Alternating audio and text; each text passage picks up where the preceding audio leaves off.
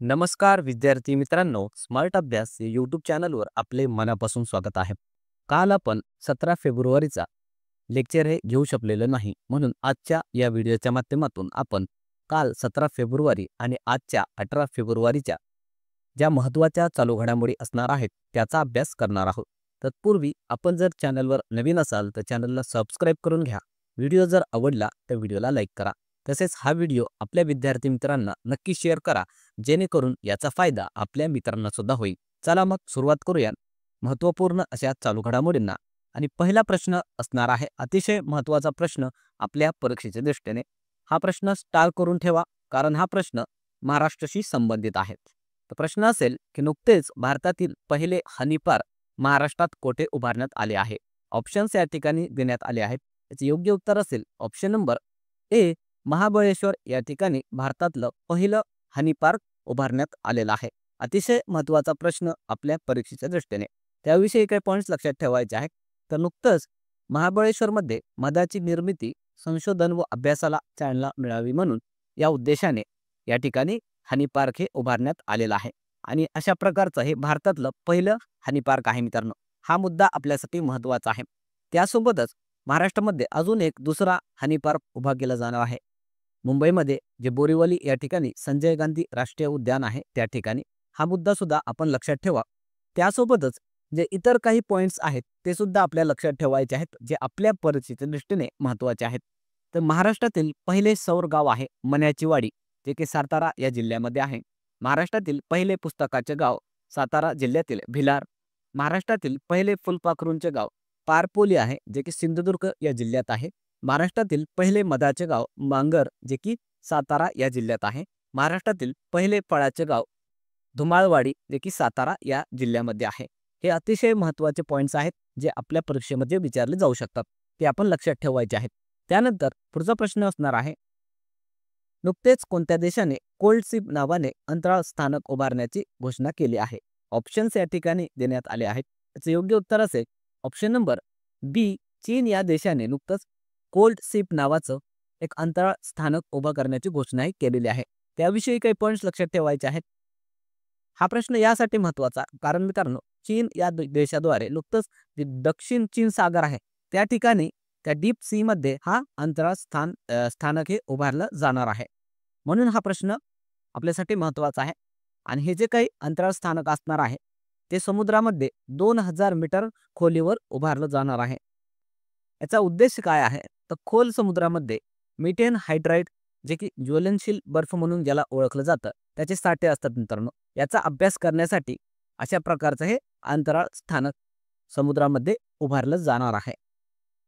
हे आपल्याला पॉईंट्स लक्षात ठेवायचे आहेत. त्यासोबतच जे चीन आहे याविषयी काही पॉईंट्स लक्षात ठेवा. राजधानी आहे बीजिंग, चलन आहे रेनमिनबी आणि राष्ट्राध्यक्ष आहे सध्या शी जिनपिंग. त्यासोबतच ज्या इतर देशांच्या अंतराळ संस्था आहेत त्या सुद्धा आपल्याला माहिती असणं गरजेचं आहे. अमेरिकेची अंतराळ संस्था आहे नासा, भारताची इस्रो, जपानची अंतराळ संस्था आहे जक्सा, युरोपियन संघ जे आहे त्यांची अंतराळ संस्था आहे ESA, चीनची अंतराळ संस्था आहे CNSA आणि रशियाची आहे रॉसकॉस्मॉस. त्यानंतर पुढचा प्रश्न बघण्या अगोदर व्हिडिओ कसा वाटला ते कॉमेंटमध्ये नक्की सांगा.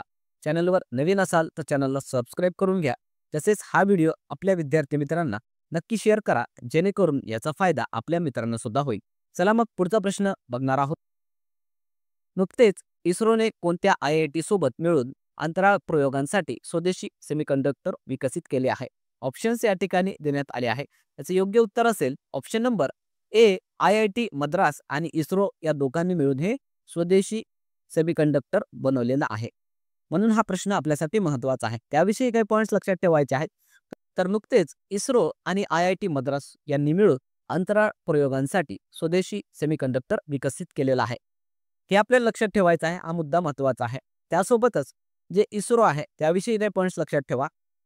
लॉंग फॉर्म असणार आहे इंडियन स्पेस रिसर्च ऑर्गनायझेशन. याची स्थापना झाली होती 15 ऑगस्ट 1969 ला.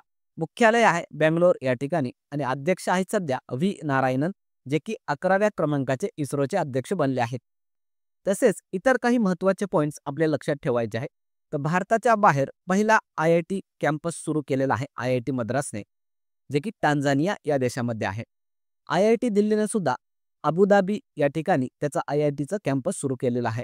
IIT खरगपूरने नुकतंच जे सुंदर पिचाई आहेत गुगलचे CEO यांना डॉक्टर ऑफ सायन्स पदवी देऊन सन्मानित केलेलं आहे. IIT मद्रास जे आहे त्याने नुकतंच जी NIRF क्रमवारी असते किंवा रँकिंग असते त्यामध्ये देशामध्ये पहिला क्रमांक पटकावलेला आहे. आणि अभेद्य नावाचं जे की हलकं बुलेट प्रूफ जॅकेट होतं जे की चर्चेमध्ये होतं काही महिन्यांमागे, तर ते विकसित केलेलं आहे DRDO आणि IIT दिल्लीने. तर हे महत्त्वाचे पॉईंट्स आपण लक्षात ठेवायचे आहेत. त्यानंतर पुढचा प्रश्न असणार आहे, नुकतेच the new icon Savarkar and the facts या पुस्तकाचे प्रकाशन करण्यात आले. याचे लेखक कोण आहे? ऑप्शन्स या ठिकाणी देण्यात आले आहेत. याचे योग्य उत्तर असेल option number C, Arun Shourie यांनी हे पुस्तक लिहिलेलं आहे. त्याचं नाव लक्षात ठेवायचं आहे, the new icon Savarkar and the facts. या पुस्तकामध्ये काय आहे तर जे विनायक दामोदर सावरकर आहेत यांच्याविषयी त्याच्यामध्ये लिखाणी करण्यात आलेलं आहे. त्यासोबतच जे इतर महत्त्वाचे पुस्तकं आहेत ते सुद्धा आपल्याला लक्षात ठेवायचे आहेत. The call of the Gir या पुस्तकाचे लेखक आहेत परिमल नाथवानी. व्हाय भारत मॅटर्स या पुस्तकाचे लेखक आहेत S Jaishankar.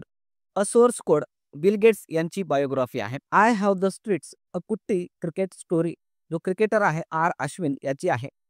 I am no messiah Sonu Sood याची बायोग्राफी आहे. माइंड मास्टर विश्वनाथ आनंद जे की बुद्धिबळपटू आहे त्याची बायोग्राफी आहे. बिलीव सुरेश रैना जो की क्रिकेटर आहे. अनफिनिश्ड जी की अभिनेत्री आहे प्रियंका चोपडा याची बायोग्राफी आहे. 4 star of destiny Manoj Naravane यांनी लिहिलेले आहे.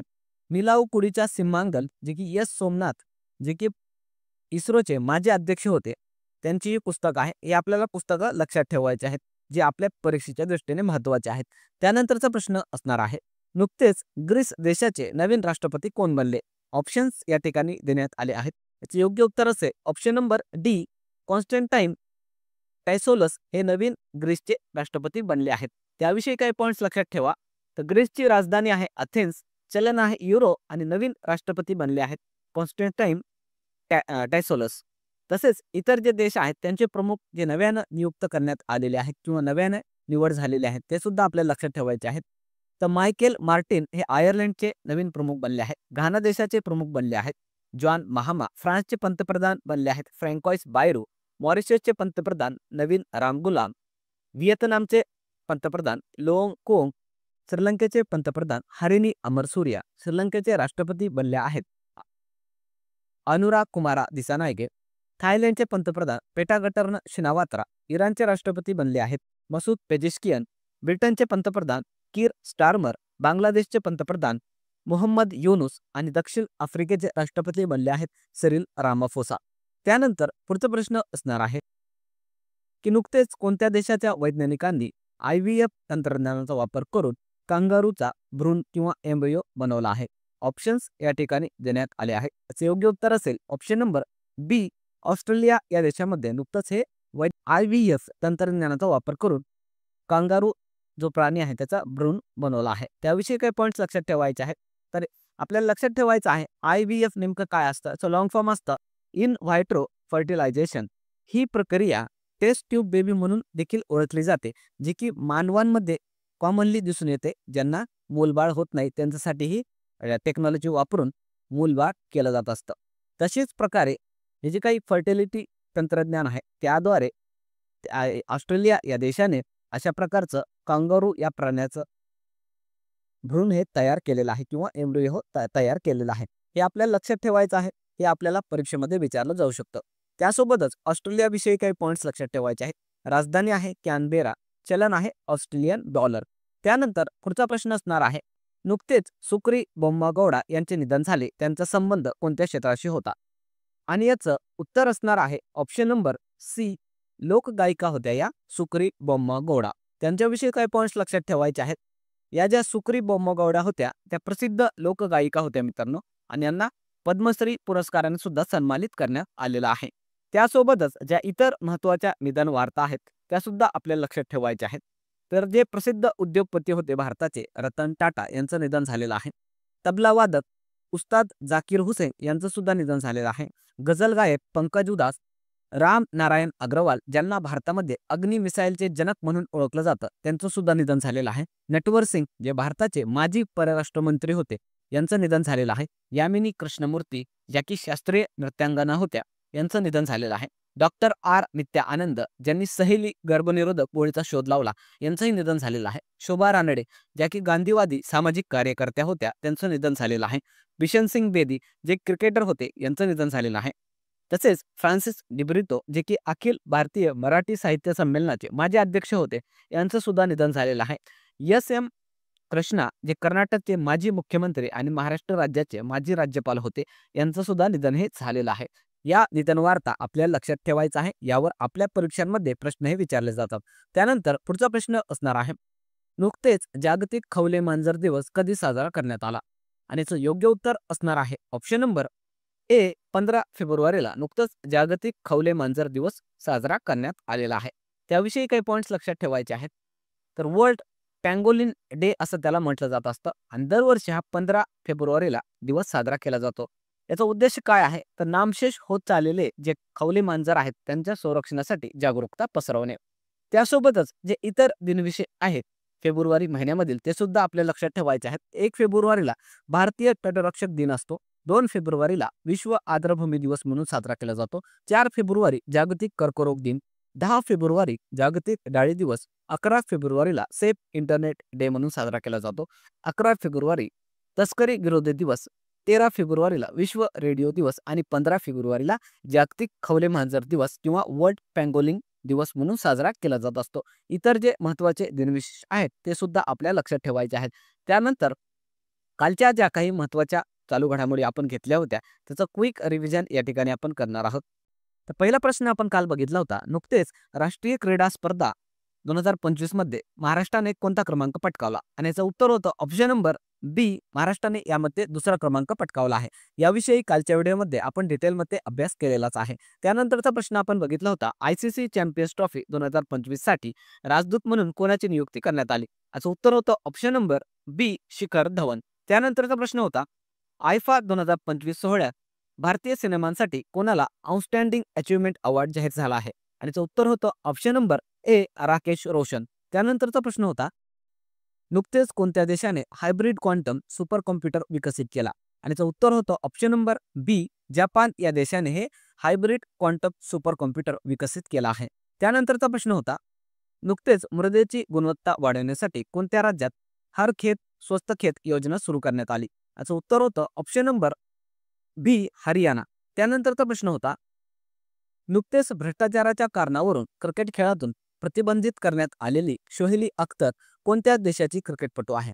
याचं उत्तर होतं ऑप्शन नंबर डी, बांगलादेश. त्यानंतरचा प्रश्न होता, नुकतेच विश्व रेडिओ दिवस कधी साजरा करण्यात आला? याचं उत्तर होतं ऑप्शन नंबर सी, 13 फेब्रुवारीला नुकतंच वर्ल्ड रेडिओ डे म्हणून साजरा करण्यात आलेला आहे. त्यानंतर काल आपण एक होमवर्क क्वेश्चन दिलेला होता. तो होमवर्क क्वेश्चन असा होता, मुंबई उच्च न्यायालयाचे नवीन मुख्य न्यायाधीश कोण बनले आहेत? याचं उत्तर हे बऱ्याचशा विद्यार्थ्यांनी अतिशय सुंदरपणे कॉमेंट बॉक्समध्ये दिलेलं आहे. त्यांचं खरंच मनापासून अभिनंदन. ज्या विद्यार्थ्यांना याचं उत्तर माहिती नाही त्यांच्यासाठी उत्तर आपण सांगणार आहोत. याचं उत्तर असणार आहे ऑप्शन नंबर ए, आलोक आराध्य हे मुंबई उच्च न्यायालयाचे नवीन मुख्य न्यायाधीश बनले आहेत. त्यानंतर आजचा होमवर्क क्वेश्चन असणार आहे अतिशय महत्त्वाचा आणि अतिशय सोपा हा होमवर्क क्वेश्चन आहे. बघूया किती जणांना याचं उत्तर हे माहिती आहे. तर प्रश्न असेल, नुकतेच राष्ट्रीय महिला आयोगाच्या नवीन अध्यक्षा कोण बनल्या आहेत? ऑप्शन्स या ठिकाणी आपण दिले आहेत. याचं योग्य उत्तर सर्व विद्यार्थ्यांनी कॉमेंट बॉक्समध्ये द्यायचं आहे. चला मग थांबूया या ठिकाणी. व्हिडिओ जर आवडला तर व्हिडिओला लाईक करायचा आहे. चॅनलवर नवीन असाल तर चॅनलला सबस्क्राईब करून घ्यायचं आहे. तसेच लेक्चरच्या मोफत नोट्ससाठी आणि इतर जे स्टडी मटेरियल आहे त्यासाठी आपलं जे टेलिग्राम चॅनल आहे स्मार्ट अभ्यास त्याला जॉईन करून घ्यायचं आहे. तसेच आपलं स्मार्ट अभ्यास या नावाने इंस्टाग्राम आणि व्हॉट्सअप चॅनल आहे त्याला सुद्धा जॉईन करून घ्या, कारण त्या ठिकाणी विद्यार्थ्यांसाठी चालू घडामोडीच्या मोफत ऑनलाईन टेस्ट हे आपण घेत असतो. चला मग थांबूया, पुन्हा भेटूया एका नवीन व्हिडिओसह. तोपर्यंत धन्यवाद.